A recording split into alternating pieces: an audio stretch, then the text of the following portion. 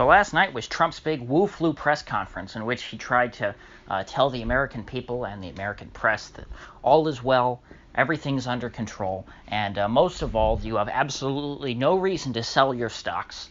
And if you do, you're a big idiot because there's going to be a big boom in stocks now that the Wu Flu is taken care of. The president, throughout the press conference, during his part, sounded rather hesitant and tired, not his normal, very upbeat self. He clearly, to me, did not want to be there. He didn't seem he didn't seem to take it very seriously, I don't think. He was like, yeah, this is a pretty bad situation. We got to take care of things, but hey, nothing to worry about here. But considering the last 2 days in the equity markets, went so terribly for President Trump, I think that he knew that he had to come out and do something to make it look like that he was on top of this. And so he created this Wu Flu task force to be headed up by Vice President Mike Pence, who Trump introduced ominously by saying, hey, wish him luck, meaning like, hey, this is my fault if anything goes bad. This is all Pence right here. And, of course, people very quickly started making lots of funny jokes on Twitter about how, Pence is going to institute electroshock therapy to treat all of these Wu Flu patients. Now, personally, I'm not going to take anything that the government is doing here particularly seriously. I don't think that these, silly task force things, at least in America, ever have much meaning. Obviously, whatever Singapore and Taiwan are doing, I think is probably working pretty well. They seem to be very transparent, but, and so if to the extent that they have an analog in their country, some kind of Wu Flu task force, they seem to actually be trying to do something about it, rather than in the U.S. where, if something like this is created, it's purely for optics. Whatever was going to happen, whatever the response was going to be, is not going to change. It's not like Mike Pence, leading this task force is going to find a vaccine any sooner. It's not like they're going to be able to contain it any better.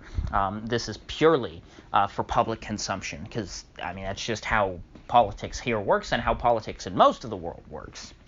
So if I were someone who had a lot of money in the stock market, I would not be fooled by this last night. However, I think that, there's a potential that a lot of people will. And there is, I think a good opportunity here to see a spike in the markets, of course, on the way down, not on the way up. I by no means think that 2 days of pain is all that this market is in for with respect to the Wu Flu. I think that we are going to see quite a few more days. Like the start of this week. However, it might not come immediately because, the way that this is something I've had to learn, is that, technical analysis and group psychology, these things matter when it comes to the stock market.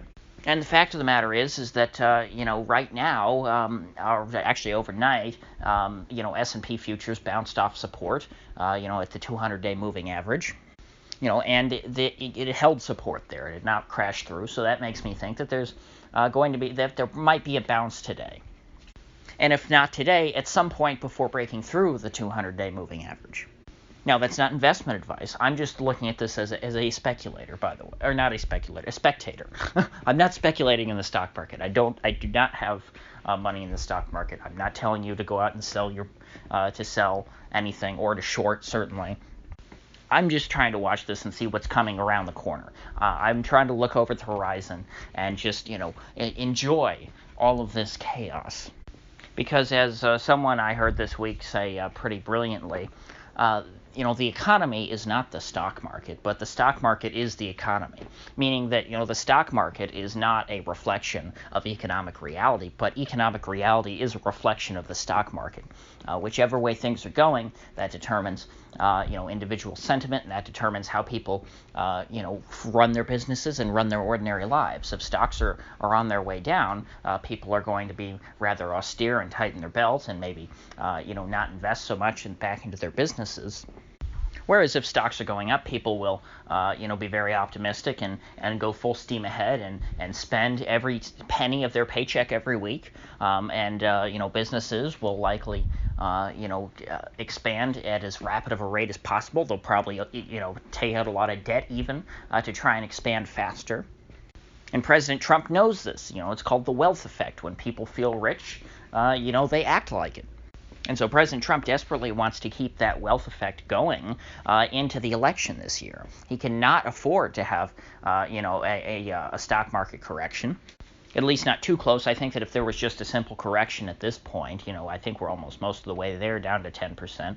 But if we were down like say 10, 12% right now, and the market came back, I think that wouldn't affect Trump by November. But I think that the way things are baked into the cake here is that it's a very slippery slope once we get down there, and that the president is correct, at least as far as his own interests are concerned, trying to stop this thing at every possible pass. Of course, there's only so much that fake optimism can do, and cheerleading on the part of the president can do to save a market from the reality of this virus. And I think that was became very clear last night after the president's press conference, in which the CDC announced, I believe it was the CDC, that just north of San Francisco in California, they have now confirmed the first case of community spread, so-called coronavirus, meaning that this person in a county north of San Francisco, and I'm just using that because he wasn't in San Francisco, it's just around that area.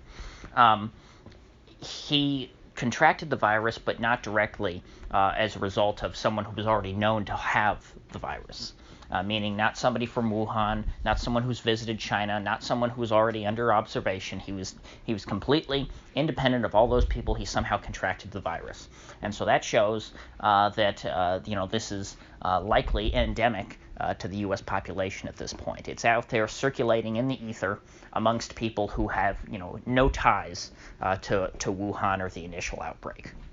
Now, it's interesting that we're finally getting a report of this because, as Chris Martenson has been pointing out on his channel, the CDC, while saying that there has been no confirmed cases of community spread in the United States, they also, by their own admission, weren't testing anyone who could, have received this virus via community spread, because they were only testing people who had contact with, or who had either been to China or had known contact with someone who was a confirmed, Wu flu sufferer.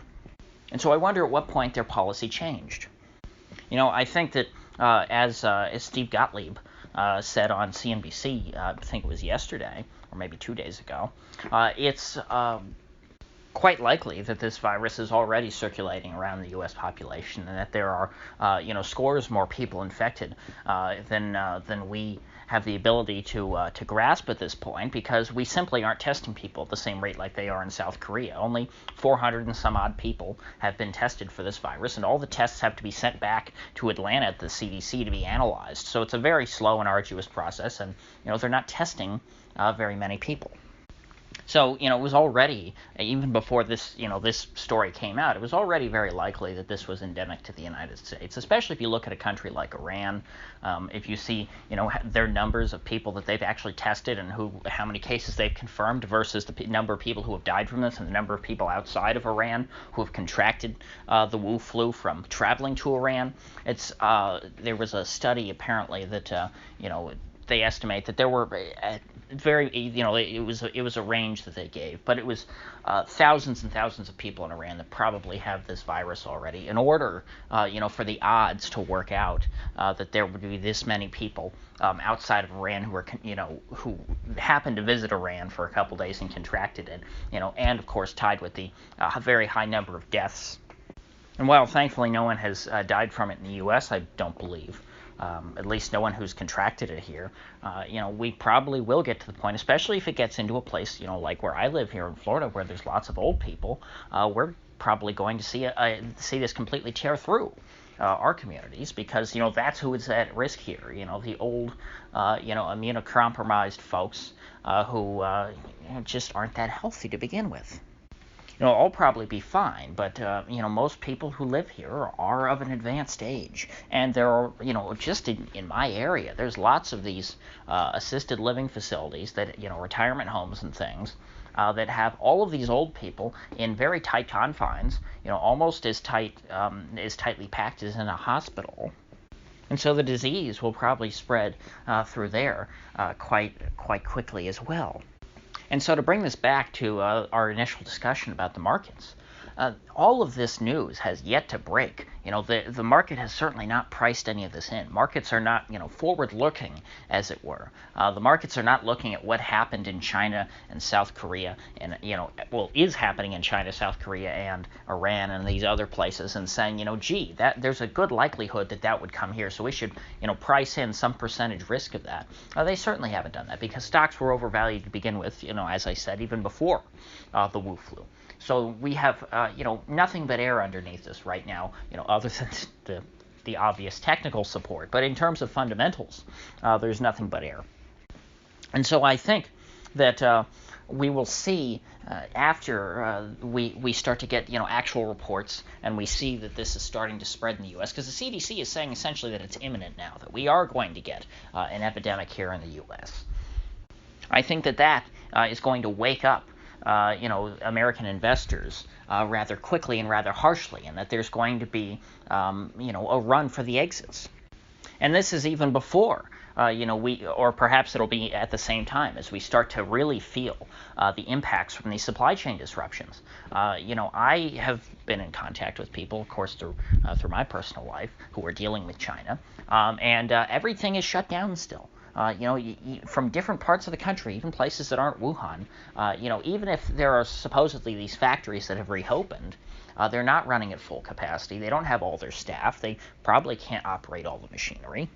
And as we just found out, I saw on Zero Hedge this morning that there are leaked documents from, I believe it was Shandong, or Shandong, something like that, one of those provinces in China, and it was demonstrating how they are underreporting their numbers, and that there were internal documents showing that the true number of cases that they are dealing with was significantly higher than what they were reporting. I think something like maybe they were only reporting 52% of the true number of cases. And of course you want to do that if you want permission to reopen your factories and to get people back to work. You are incentivized in this case, just like how during the Great Leap Forward, the local Chinese authorities were incentivized to say that they were producing more food than they actually were. And that led to, of course, in part to the mass famine that killed millions of people in China in the 60s because of, Communist Party bureaucracy, essentially. And, of course, Mao's tyranny. But, the bureaucracy is largely to blame there. It is at least a significant factor. We're seeing the same effect here with this coronavirus, where they are incentivized to underreport how many cases they have so that they can open back up their society and potentially, reignite and turbocharge the contagion of this virus, which is going, all in all, probably going to do much more damage than keeping things closed. Of course, it's hard to say because it's a careful balance. If nobody shows up for work or whatever and the country's not producing anything, well, then everyone's going to starve. They're not going to have any income. There's not going to be enough food around. Of course, really, if China wanted to go back to full communism, what they would need to do in this situation is just say, hey, only farmers work, and let's just work to feed everyone, and everyone else who's not in farming and is not in food production, you stay home, and we'll just bring you food. But that's not what they're doing here.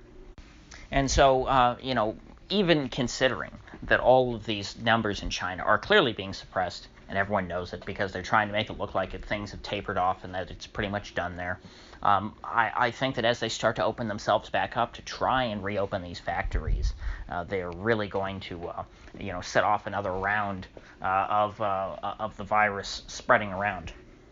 So with that said, futures are down. And I don't know, like I said, in the short term, there's potential here for a bounce, but long run, and I mean the next quarter or so, I don't see much upside here. It looks like the bubble that I've been, whining about, that has been searching for a prick, for so long now, has finally found its prick. So I intend to keep an eye on this, and if you gained anything of value out of this video, I'd appreciate you clicking that like button and sharing this video. And if you haven't already, please do subscribe, because I do upload every day, and I'd hate to have you miss one. So I'll see you folks back here tomorrow.